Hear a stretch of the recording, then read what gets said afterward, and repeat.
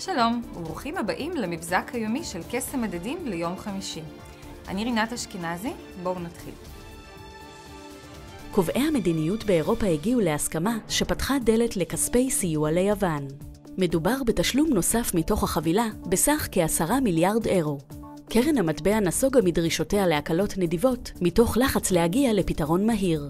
הפעם כל המשתתפים במשא ומתן מיהרו להגיע להסכם. יוון משום שמפגרת בתשלומים, ואירופה משום שעומדת לפני משאל העם בבריטניה. בשוקי האג"ח באירופה חוששים מהתייבשות מהירה של ההיצע. מאז שהשיק הנגיד דרגי את תוכנית הרכישות שלו, הצטמק היקף ההיצע ב$800 מיליארד. את רוב הרכישות מרכז הבנק המרכזי באג"ח גרמניה, שנמצאת בעודף תקציבי וגיוסיה המצומצמים. בשווקים מעריכים כי הנגיד יצטרך לשנות שוב את הקריטריונים לרכישה, אחרת יישאר ללא כלים. מחירי הנדל"ן בארצות הברית עלו ברבעון הראשון של השנה ב5.7%, זאת בעיקר נוכח היצע דירות מצומצם.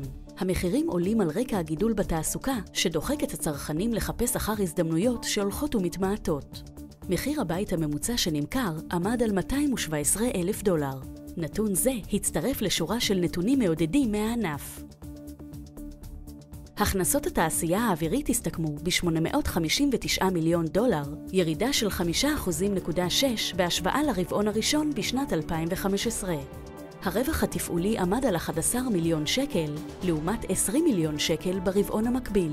יוסי וייס, מנכ"ל החברה, ציין את האתגרים בתחום הפעילות האזרחי, את תהליכי ההתייעלות, וכן את ההזדמנויות האסטרטגיות החדשות. עד כאן המבזק היומי ליום חמישי.